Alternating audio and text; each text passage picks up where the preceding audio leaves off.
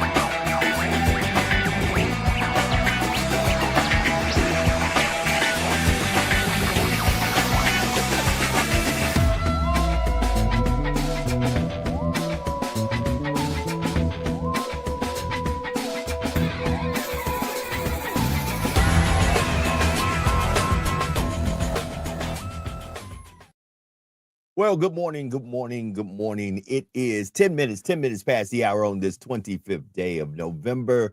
It is Tell the Truth Tuesday. Welcome to hashtag Truth Told, your early morning. Get up, wake up, wake up.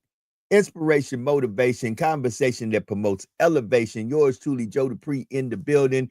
This is a part of Community Conversations JD Live. We are broadcasting live on Facebook, Instagram, Twitter, at the JDMS, and on YouTube at 100BLK Media. So good morning, family. It is Thanksgiving week. It is Bayou Classic week. It is another week, and it is a good morning. Good morning. I ain't never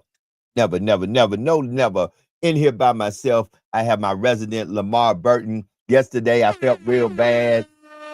We tried to do a live broadcast, but folks said, man, we want to see what's happening with this Bayou Classic press conference. So let me get ready and add him into the mix. It is my brother from another mother. It is none other than Sean P. from the Sean P. Experience Degree Out podcast. Reading is fundamental. Good morning, brother Sean. How are you doing on this morning? Man, what's going on, Joe? How you doing? Good morning, man. Don't worry about yesterday's broadcast. Actually, it was needed because you have your long time of having media credentials and everything like that. I'm going to Bayou Classic a lot, Battle of the Bands, all that. But to see some of the things that happened before all of that, the rollout, and they're discussing some of the things with the policing and how they plan on doing certain things. Like, that's important for us to see as citizens, man. So, I mean, I'm glad you did that yesterday, bro. So people, let me make this clear to y'all, especially as y'all get ready to make your way down to those who celebrate the Bayou Classic, be it that you're from Southern, be it that you're from Grambling, be it that you're just a HBCU fan. There are people who just love the HBCU culture and they love the Battle of the Bands. Our bands are, no matter what school you went to, one thing you know about an HBCU is they got a band that's going to try to light the place up. So listen, ICE and the National Guard are right now in the state of Louisiana, especially in New Orleans. They are getting ready to do an operation called Swamp Sweep. Just know that there is a lot of police, federal agents, and National Guard presence down in New Orleans. And let's just be very honest about it. We are approaching the holiday season. There will be heightened security anyway. And we are almost, because I remember it like it was last year because I was there. We are almost 1 year from the anniversary of the New Year's Eve terrorist attack that was in New Orleans, where folks got ran over on Bourbon Street by a jihadist who was doing things just to cause mass confusion and carnage. No, Joe, look how fast time go by, bro. That seemed like almost 2 years ago. Yeah. So much has happened in a small period of time. That was top of this year. Yeah, it So to was. keep it in perspective for everybody, man, like, as a matter of fact, there was more than one event at that point. Something happened somewhere else, the Trump Towers or whatever, right? Somewhere else, Correct. something happened Correct. simultaneously, matter of fact. So, I mean, yeah, man, it's that time of year, bro. Well, it's the holiday season, and not only is Sean P and myself here, but we are international across the waters in the great country of Germany, better known as Deutschland. In Deutschland, yes, it is our brother who is broke in Berlin. Y'all give it up for Brother Jason Washington. Brother Washington, how you doing, my brother? I'm doing pretty good fighting this winter that's right here, but can't complain. And definitely love what you guys have been saying. It's definitely we got to remember it's scamming season. So Oh, watch out for your cousins who ain't hit you up in a long time. I've already got that a few. Everyone's gonna have that sob story, so prepare. Make up your excuses now, but it's scamming season, so be careful. Especially if you're in the South, if you're in Atlanta, you know this is the time. So it's a holiday time. Checking on your people, checking on the men who don't have the kids in their lives for whatever reason. Just check in on them and remember that it's scamming season. So kind of be easy these next until the end of the year. Yeah, check in on the elderly too. On those, check in on your aunts, your uncles, your grandparents if they're still living. Check in on the elderly. This is the season of loneliness for the elderly. Folks, sadly, I'm going to do that this season. I plan on definitely going to a couple of nursing homes and just checking in on some Black and brown folks who have been left And, by themselves. and you know what? At the same time, fellas, man, like, for example, in my family directly, this is our first holiday season without my grandparents, like, period. Ooh. My grandfather or grandmother. So, like, those of us that dealing with grief or you dealing with loss of loved ones, at this point in the year, man, like, it's a special time for a lot of folks. The holidays can bring a lot of grief to certain people, man. So keep that in mind as well. Man, I remember our first Thanksgiving after my grandma passed. Debacle. So prepare. Make a contract like, hey, no, it's good. Yeah. Whoever owes somebody money, go ahead and have that conversation before they come to the family event. When the elders are not there, you'd be surprised how much of a shit show the family union turns into. Yeah. I mean, not only that, just remember that the holidays is not happy for everybody. Everybody's not happy during the holiday season. To be exact, I'm gonna be very honest with you, and let me just say it because I've already said it in my household. This is one of the Thanksgivings and Christmas seasons that is approaching that it does not feel like me like it is the holidays. I don't have that holiday feeling in my spirit. I just left New Orleans for, like I said, we're getting ready for the Bayou Classic, the annual Bayou Classic, two of the biggest HBCUs. We call it the granddaddy of them all, the classic that started all the classics. But it just does not feel like Thanksgiving and Christmas. Now, I don't know if it's because of all this debacle we have going on in this country. A lot of folks are just coming out of not one of the, but the largest government shutdown in the history of this country. And, a lot of folks still are recovering from that. And some folks are permanently scarred from that. There are folks I know that lost their job ain't coming back. Yeah, you gotta have like somebody write like a little bit like before you come to school, like a paragraph of what they're thankful for, and then find out if you want to invite them or not. Because if it's been a tough year and a half, you might just be like, you know what, we gonna send you a plate. You just stay where you at, okay? And we're gonna send you a plate of love, but you just go ahead and stay in your bubble, You know what? Even before this year, I would say for I don't know how many years, I lost track of the years now, to where you saying it don't even feel like it. It seems like years ago you could walk outside, you could feel it. It was a spirit. In the city you go to, you can feel it, but now it's pretty much like we all got a reaction like, man, that's this week.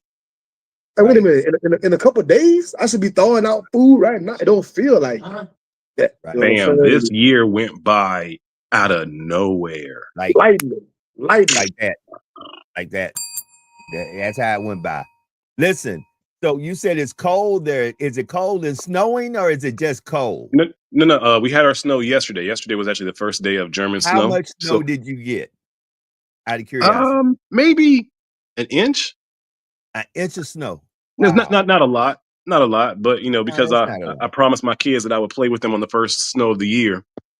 So now, I forgot I didn't get my hand shoes, so I didn't listen to my inner grandma in my head. So now I got the so I'm making me some pho, nothing but soup for the next few days. Okay. But yeah, You it's can winter have all of time, that, and these kids they you can they have don't all of that. care. They throwing snowballs with no gloves. You got to compete. Right. I can't right. be like, hold on, I don't have my hand shoes. No, they don't care. Gotta get it. So at 19 minutes past the hour, and it is the week before the celebration that is celebrated here in the United States of America called Thanksgiving. I know the Native American, if I was Native American, you just couldn't talk to me about Thanksgiving, but that's neither here nor there. Family, we got to start checking on each other's mental. Mental health matters. And I think many a times this is the one conversation none of us really want to have, but we got to start having.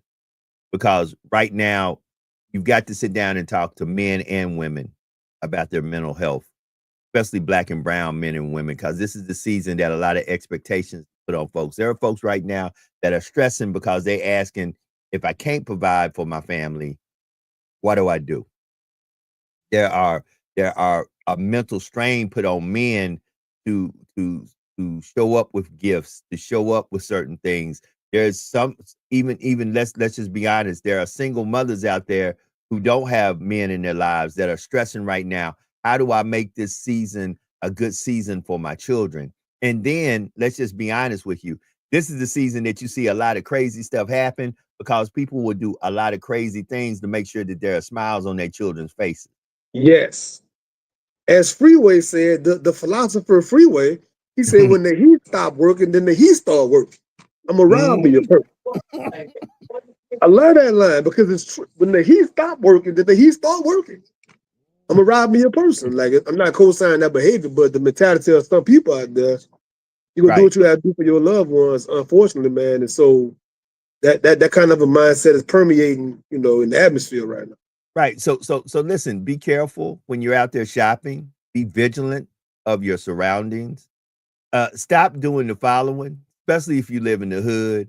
If you listen, if you live in the hood or you live in a neighborhood where there are folks known to do nefarious stuff, stop buying the 80-inch 5K, 8K TVs and then putting the box out on the curb and putting the box with the PlayStation and the Xbox, the brand new, and then wonder when you leave to go wherever you got to go and you come back home, your house has been broke into and the Grinch has showed up because you let the Grinch know, hey, we just got some new stuff and we ain't got no security system here.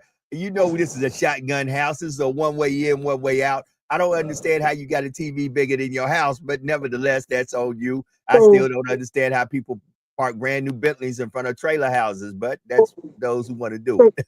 So, Joe, I've been having a 10-year question. You being in law enforcement, you ever answer me? I don't understand this phenomenon. Why in the well-to-do areas I noticed, you can just drive around in well-to-do places, they got their windows wide open, there are no curtains, there are no blinds. I can sit in my car, watch the football game. And they got their big old tree up with all the gifts, and like nobody bothers them. But in the hood, you gotta have 4 or 5 boats, you gotta have the bars on the windows, fall paper, curtains, blinds. Like, if you are in the underworld, why wouldn't I go over here? Because as you just said, you can clearly see it. You don't need to box by the road. You can see it. Everything in their house, you can look right at it. Hey, why is that possible? Well, Sean, let's be honest. Most nefarious crooks live in those affluent neighborhoods. So understand this. Folks who are really big time crooks understand that They live in those neighborhoods that are wealthy neighborhoods. They understand that most wealthy folks don't only have big houses, they have big guns. Some of them may have private security in that house, and low-hanging fruit. Once again, when you have a big house, let's say that you have a house that is 300,000 and above. And 300,000 really ain't a big house. Let's say $500,000 to $1 million house. Most folks who afford houses like that afford security systems. Not only that, they normally are in gated communities. They're not low-hanging fruit. It's easier for me to break into a house that has no security system than it is a house that has a security system. Because as most thieves are people who do things of opportunity, and the opportunity is easier for me to go into a dark lit community than to go into a place as soon as my foot hits the ground, all the lights light up. Because a lot of these rich neighborhoods, they have cameras at the front of the neighborhood, so they know who drove in, walked in. They have videos around. This is the age of videoing. Everybody can see you. Everybody can see. That's why Jamar Chase can't tell folks, I didn't spit at Jalen Ramsey. Yeah, you did. We had 30 cameras pointed at you. We caught it. Somebody caught it. But I'm saying, if I sit at my house and I say, you know what, Sean, I'm gonna take these penitentiary chances. If I go break in a house in the hood, what you really think you're going to get out of there that's worth the years you would get for a robbery, armed robbery, whatever the case might be? To do the equation mathematics, like what you gonna get out of this dilapidated house? Ain't been painted, who knows when? You know. Hey, Sean, people got gold mines in bad cases. Listen, I've seen some cats who have in trailer homes in Oklahoma whose insides got $1 million worth of stuff. I've seen people in the projects, when you get inside, multi-million-dollar looking inside. So right, because we're not trying to get out of the projects. What we're trying to do is we're trying to live rich, be comfortable in the projects. In the projects. See, here's the thing. That's why when we get and acquire wealth, we don't try to vacate our surroundings. What we try to do is, instead of us saying, look, maybe the first thing I need to invest in is a better dwelling. No, we have been permeated and primed to be consumers. So here's what the things are. Instead of us investing into our kids, we have a choice. Let me take this $2,000 and invest into my kids' education, in tutoring, in other things that make them more scholastically better, to make them smarter. Or let me buy them a PlayStation or the latest Xbox or the latest Gucci, Louis, or the biggest toy that there is. Let me do one or the other. Well, we normally go with the other. Most black families, when big money hit their hand, see, that's why everybody's tripping on these $2,000 checks Trump's talking about. Oh, Trump's going to send us because guess what? Trump knows if I give you a $2,000 check, all you're going to do is give it back to me. You're going to help my friends. If I give you $2,000 of the government money, you're not going to take $2,000 of the free money the government gives you and invest that money to flip it and make it turn into $2 million to all of a sudden rise out of poverty and be better. No, what you're going to do is you're going to give my wealthy friends the $2,000 of taxpayer money of the hardworking folks. You're going to, once I give it to you, you're just going to give it to one of my wealthy friends and make them wealthier. Yeah, even if you made it 10,000, if you gave everybody $10,000, the system of white supremacy works so well. About 90% of that would be back in their hands within a month. There'll be about 10% of brothers and sisters who do something different with it. But if you gave $10,000 to every black person, even if they weren't FBA, just everybody black, within 1 month, it's back in the hands of the people who own everything. See, and that's why I hate to say it, family. You know, reparations, we talk reparations, but I believe some of us are so brainwashed that if they did give us our reparations, we just give it right back. You know, we got to do reparations like Neely Fuller said. It can't be like in a cash lump. It has to be education now is free. Universities are free. We get housing that we can't move from. For like you get a house and you get a place to actually like set up. It has to be reservations as You get job opportunities. You get a chance to get tax breaks, because like that's how our reparations has to look, instead of we just asking for a big lump sum that's going to go right into the hands of them anyway. Hmm. There's no reason why we shouldn't be able to have a conversation at the table and figure out how to get education for Black people free. There's no reason why we can't propose that. Speaking of reparations, well, the sad thing is, and you know, yesterday I rolled a whole press conference. We have a lot of Black and brown folks who are highly intelligent, very wealthy. When I say wealthy, let's just be honest. There was a lot of Black and brown folks in that room who have acquired wealth, real wealth. I mean, there are folks who are making $250,000 a year. And understand this, and I see that Broken Berlin had to take off for a second, probably because he had to get himself straightened out with his cough.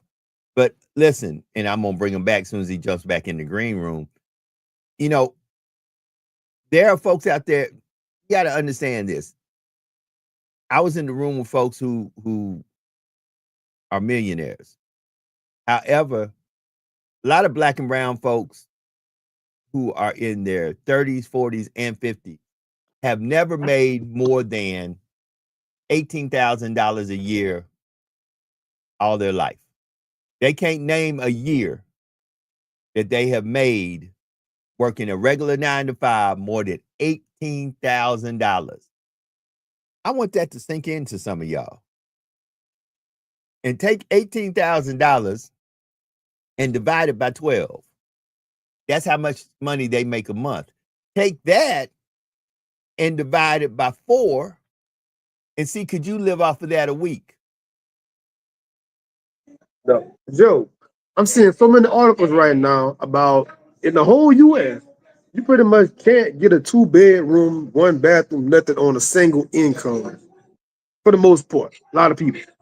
So many articles about the price of a turkey is going up 40% versus last year. So many articles about just housing and whatnot, man. Like the average person I know got 2 or 3 jobs. The average person I know, I thought two got more than one job. But watch this though, Sean, and Broken Berlin will testify. Both of y'all will testify. Not too very long ago, there was an election, and there was a campaign to the election where one Donald J. Trump and one J.D. Vance was against Vice President Kamala Harris and her running mate. And still to this day, you have people who will look you dead in the eye and say, we put the right person in office. I call bull fracking-nackle when it's bull fracking-nackle. That's bull fracking-nackle. And we see that, what's her name? Friday has pretty much, she gonna step down, she's gonna retire, y'all, whatever. That was with the Trump camp. She done flipped, yeah. You know Marjorie Taylor Greene. Hold on. Yeah. Hold it. Watch this. Marjorie Taylor Greene is stepping down. A judge just said this, since you want to call the word witch hunt fake news, Letitia James and Jim Comey, which let's just call it, the president we have in office now don't have a problem going after folks that all of a sudden went after him. Do you not understand why we are over here laughing, giggling, and not paying attention?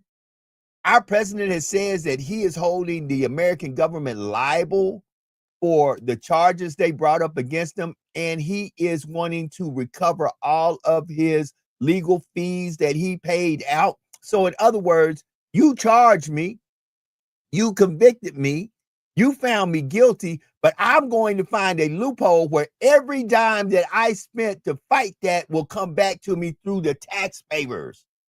Come on, family. Do you not understand that this is just a scheme that all we are doing is financing? Hold on. I want y'all to really get this.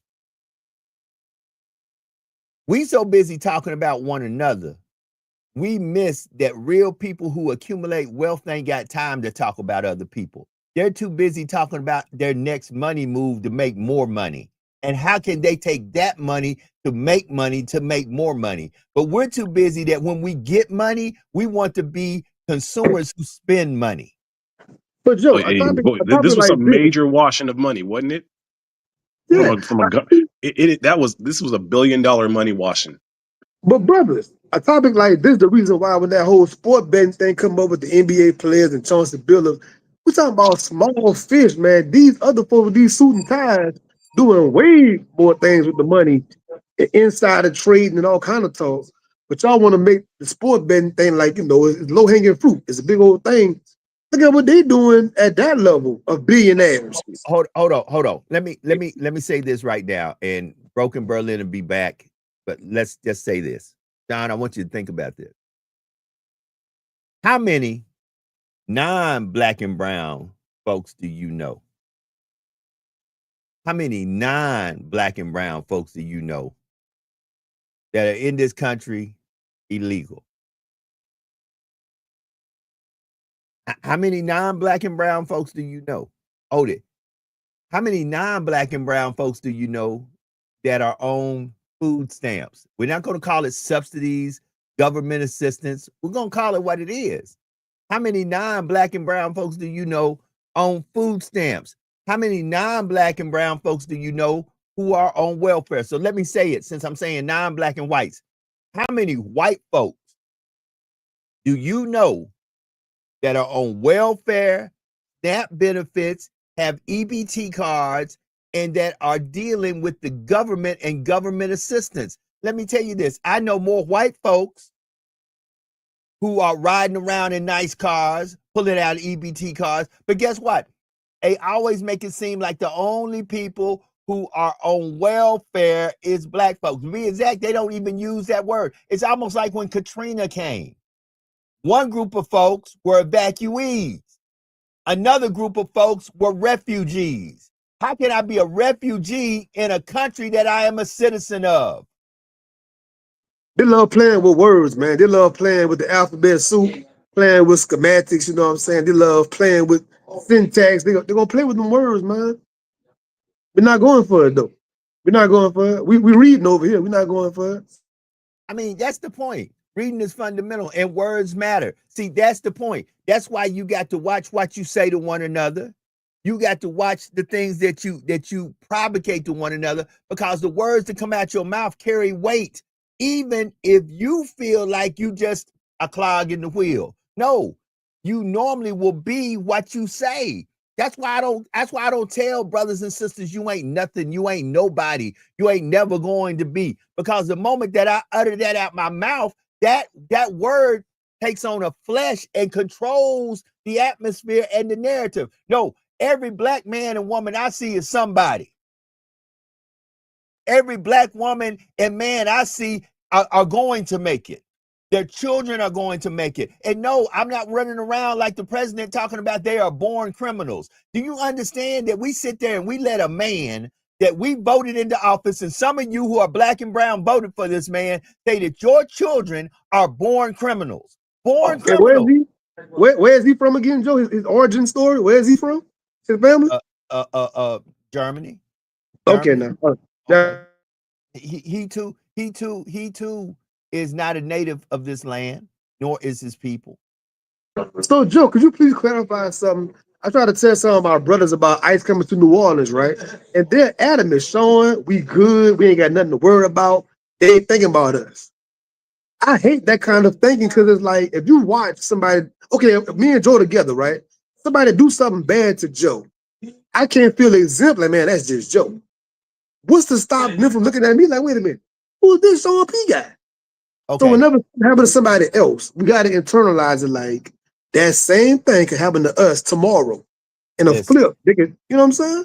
Listen, folks, I say this, say it often.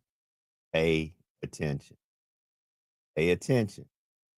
What may be black and brown Hispanics today may turn out being black and brown brothers and sisters tomorrow. Easy. At the end of the day, it is a dogmatic system. As soon as I figure out a way that I can do it to one, I can do it to all.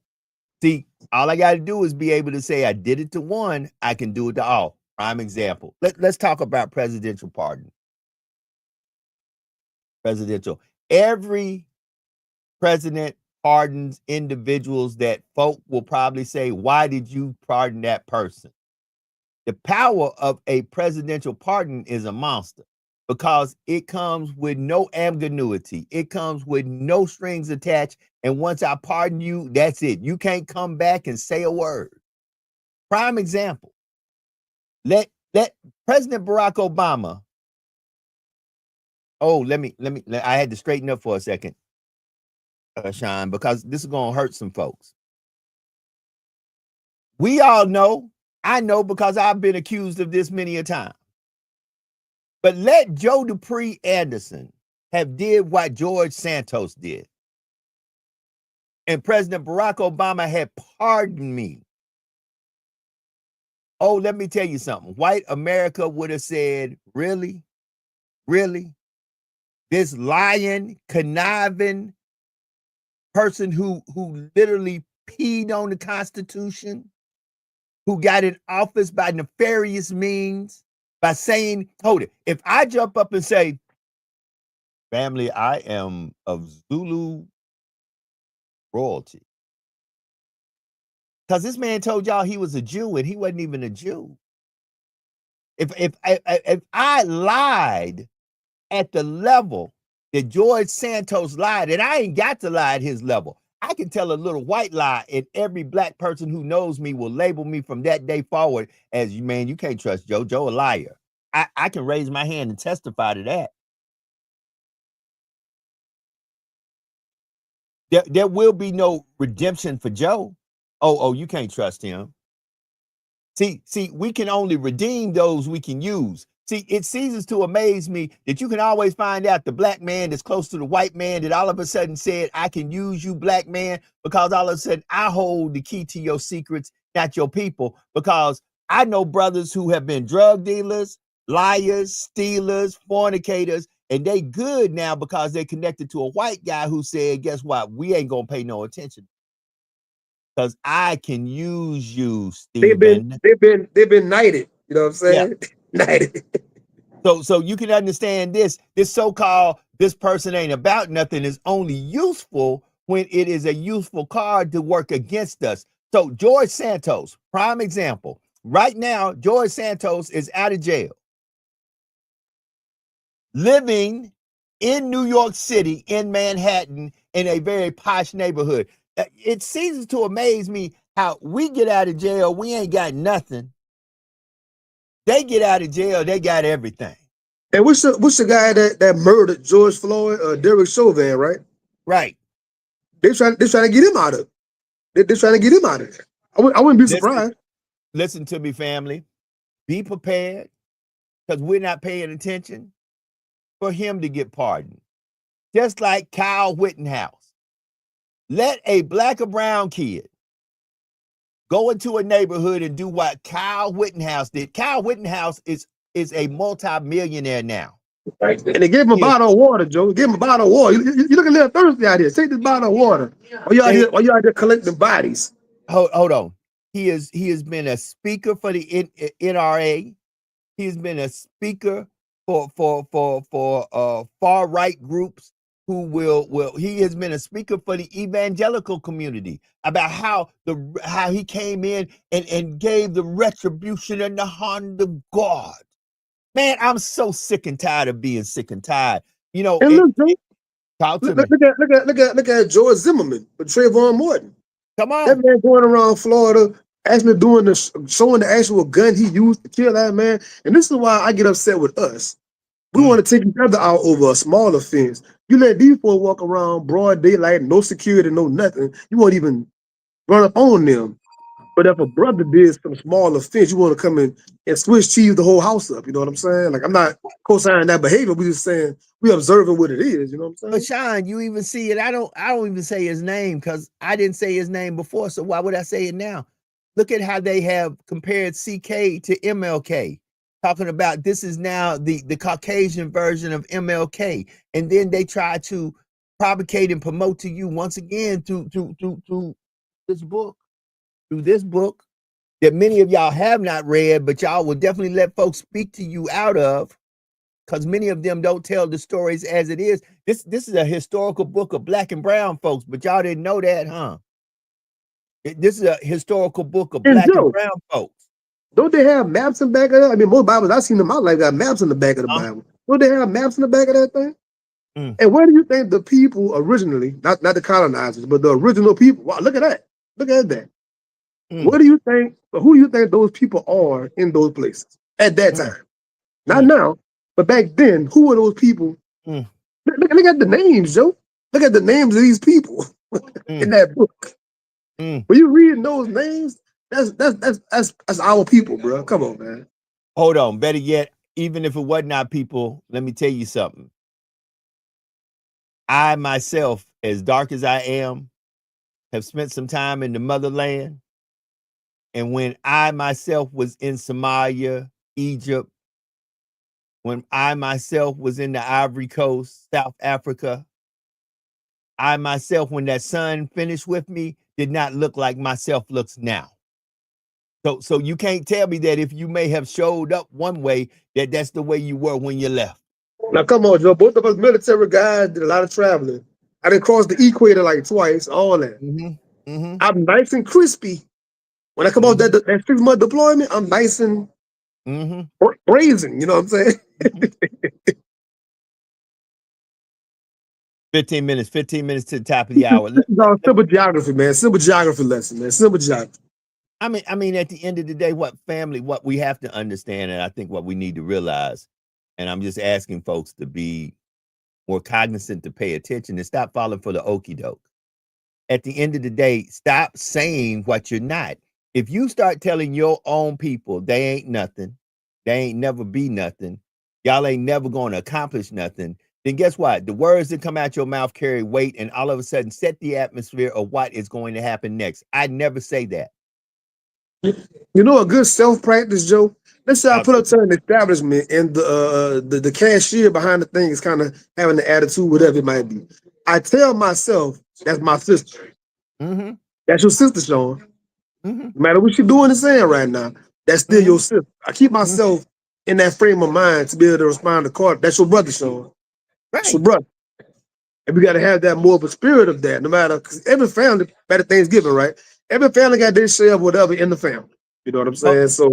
Hold on. I'm going to say something. Now, some folks know, some folks don't know. Some folks probably think, well, that don't make sense because this is all this brother do.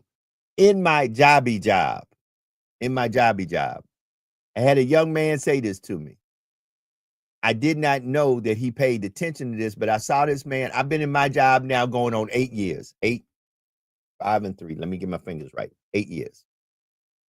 Okay. I've been in the capacity of a law enforcement officer working in law enforcement, either in corrections or police, community policing or policing. 8 years. Had a young man say this to me. Saw him, interacted with this young man 2 years ago. Saw this young man about a week and a half ago. Here's what the young man said to me. Thank you for your words of encouragement in the darkest time of my life. I looked at him. I said, what are we talking about, bruh? I said, he said, remember when I came to class and I was high and I had dope on me and y'all put handcuffs on me? I said, yeah, I remember that because you really wilded out. He said, you were the only person that when they slammed me up against the wall, he said, guess what you said to me? I told him, I really don't know. He said, you told me, hey, man, things are going to get better. It's going to be all right. Now, hold on. He was with some other young men. One, he said, yeah, I know that's how Unc is. Unc put cuffs on me one time too and said the same thing. Hey, man, it's going to get better. See, something that is you ain't got to pretend it's you. You forget it's you because you just do it every day and it's your routine. I started sitting down now and I had to start reviewing, and I reminded myself, I subconsciously told myself, if I'm going to take on this occupation, I'm not going to be officer friendly. I'm going to be that real Unc. And even though I may have to enforce the law, when I enforce it, I'm going to tell you a word of life to let you know that trouble don't last always. Now, Joe, I'm going to say to you the following. Hey, bro, you broke the law. I am an enforcer of the law. and you have the right to remain silent. But after I do everything that the law tells me I have to do, I'm going to remind you on my way out or before I leave your presence. Hey, young blood, it's going to get better. It's going to be okay. Trouble don't last always. And guess what, Joe? You sometimes say you haven't gone to church, the establishment, in a while, right? But you just displayed in that conversation with that brother, have a brief that was church, Joe. Well, We are the walking embodiment. For some people, all the church they getting is out of our mouth for 20 seconds, 30 seconds. In passing, that's all the church they gonna get is us and how we live our life. Don, You know let me say something. I can't say that statement no more because Sunday, my better half convinced me, because I knew in my capacity of the job I asked to be in. See, there's one thing to be put in a job, it's another thing to request a job. That's a message for all you brothers out there who get on one knee and ask a woman to carry your last name. So carrying, when you decide to be somebody's husband, when you decide, because nobody put a gun to your head and made you, but when you decide to go ahead and take on the obligation of being a husband, a father, or being the man of the house, sometimes you have to decrease that everybody in the house keeps a smile on their face. Now, Joe, speak on the responsibility of that, because some people think if you just shack up for 15 years, it's no different getting that piece of paper. Well, but the obligation and the responsibility you're talking about, unless you've done it before, a person can't even relate to understand the difference. So Sean, I am, and I don't know if people really know my mental capacity lately when it comes down to commercial religion. It took everything in my moral and fiber being to prepare myself Sunday to walk into a house of worship. And regardless of how beautiful that house was, regardless how big that house was, I'm not there for the ornaments or the decoration. I'm there for the spiritual food. And once again, I sat at a table and watched people get served, and I couldn't eat anything that was put on the plate. And I was there literally as decoration to keep somebody happy that I love. And I realized that I got to do better, because you can fool some of the people some of the time. If you're good, you can fool all the people all the time. But my creator and myself knew that I was literally in the midst of misery as I sit there, and I realized why I do not do commercial religion. Because once again, I heard people say things because I'm reading now. And don't get me wrong, I have nothing against the man who says he is the man that was called by God. Only he knows, only she knows, only they know, and I'm not here to challenge their calling or not calling. However, in my reading, there's a lot of things I hear people say in the contents they put it in. When they put it into a sermon, I say, that's not what was said. And regardless of what version they read out of, they come up now with, let me read it from the New Living Bible. Let me read it from the Eclectic Word. Let me read it from this, that. No. No matter how you try to put them words together, I know in my spirit of spirit that I'm like, wait a minute. Especially when they talk about tithes and offering. When people start talking about tithes and offering, I'm like, but y'all do understand that Jesus himself went into the synagogue. You do understand it is the church that ordered the execution of Jesus. It is the church of Jesus's time that ordered his execution of his physical body. See, that's another thing. We don't separate the physical Jesus from the spiritual Jesus. He was a very radical man. He was a radical man of that time. The lion and the lamb, not just the lamb. They want to highlight the lamb part. He was the lion and the lamb. So understand this. And this is another thing when I sit around people who talk wealth and prosperity and money, especially when they try to do it under the auspice or the covering of the church or religion, because it's not spirituality. I always remember, because I had to read this story time and time again, and then I had to do my research behind the reading. As a PhD student right now, I learned that you don't only read, but you need to research behind the reading. Now, Joe, Hold on, child, and I'm gonna let you talk, because we might do a little overtime. One thing I found out was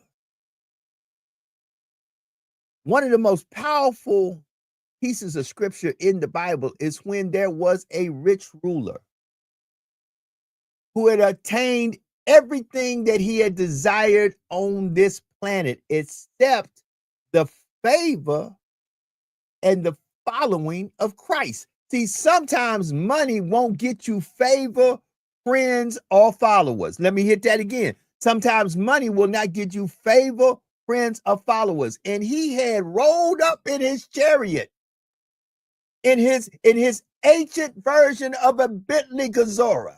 He rolled up on the Bentley up to Jesus and said, "Hey, man, I've been watching you. What must I do to get what you got?" And Jesus' response was so beautiful. But God folk don't preach what Jesus said.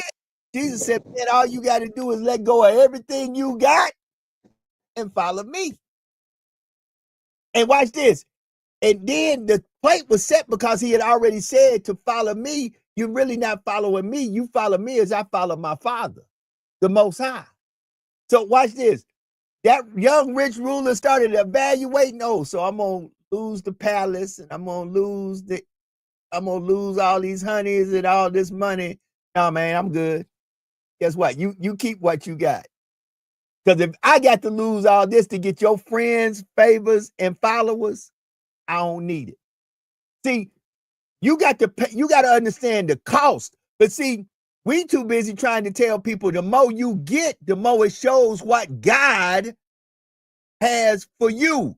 Wait a minute. Riches and earthly possessions don't equate that God is on your side. Understand, the 5 wealthiest families on this planet believe not in the same God that you go to church and worship on Sundays and Wednesdays and Thursdays, or whenever you have midweek Bible study. But see, understand this. If we were really pushing the spirituality growth of Jesus, guess what we would figure out how to do? We would stop taking collections up every time we're inside the house of God. Understand, we would find a way.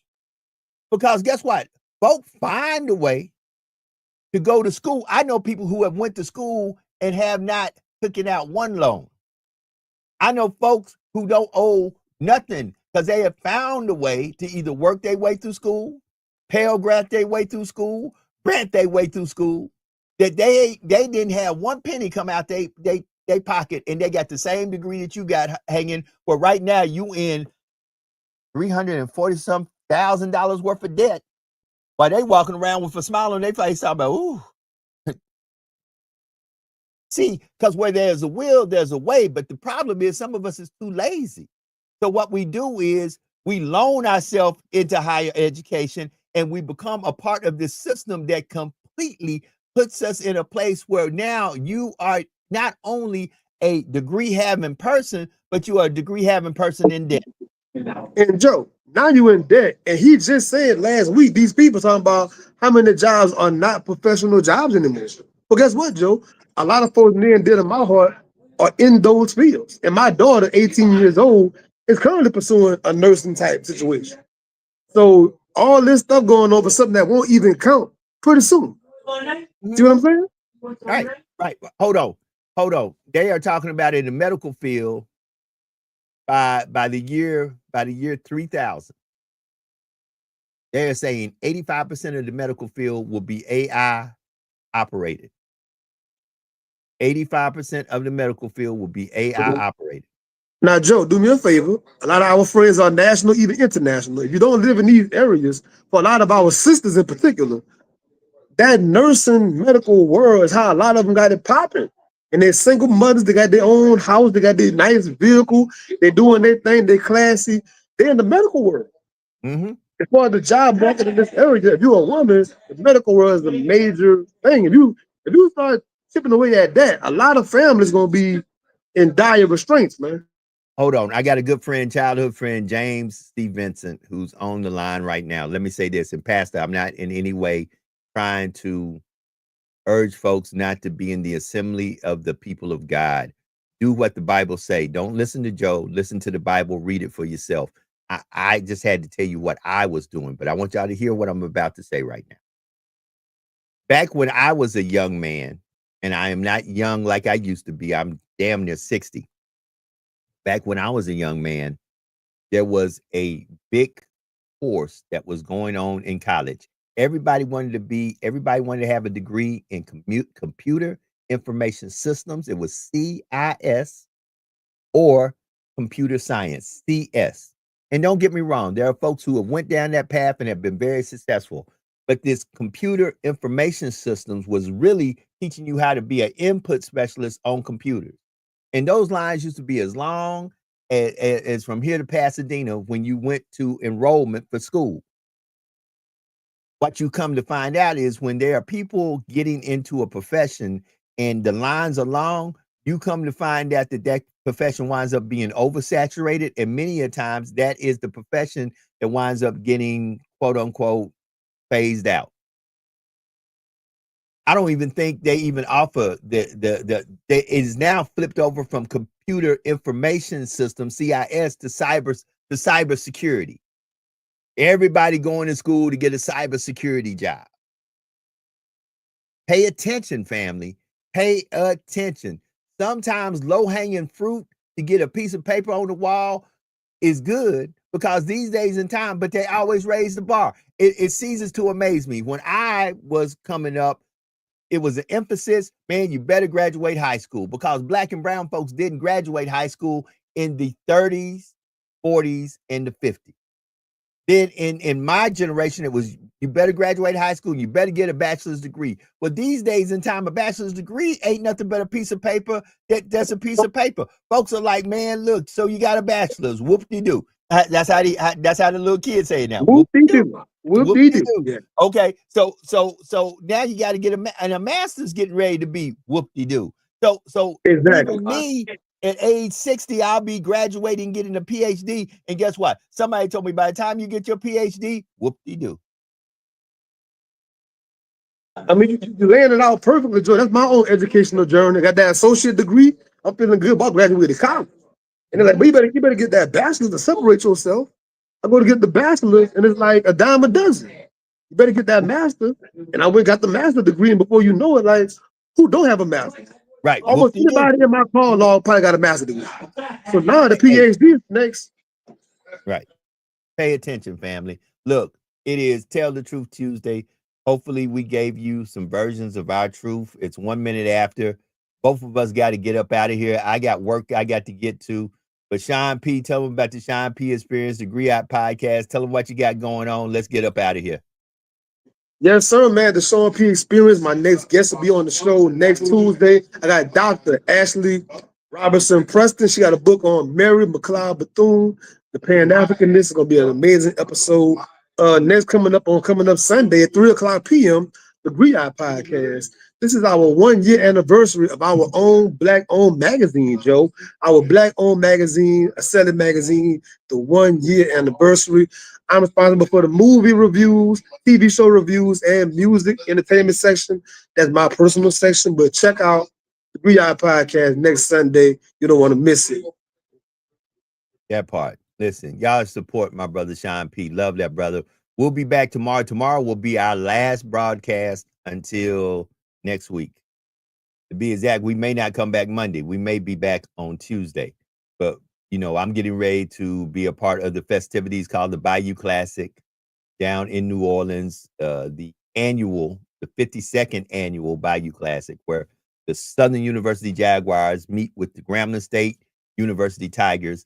And we have a big gathering of friends, family, food, fun, and football and fellowship for a weekend in New Orleans. So you'll catch me at NBC Sports. You'll catch me on the sidelines. You'll catch me all over the place. Be safe, Be blessed. Tomorrow will be our last broadcast before Thanksgiving and the Thanksgiving weekend and Bayou Classic and all that good stuff. The holiday seasons is up on it. It don't feel like it, but it is what it is. For me, it doesn't feel like it. It may feel like it to you, and if it does, I applaud you. For me, it does not feel like the holidays, but that's just me. Check on your friends, your family. Check on people's mentals. Let me get up out of here as I always do. Listen, be better today than you were yesterday. Do something today to bless somebody in some way that there's no earthly way they could ever pay you back. And always remember that there is no secret what God can do, what he has done for others. He will and he can do for you. For when God is with you, nothing or no one can stand against you. Be blessed. Have a great Tuesday. We up out of here. Peace.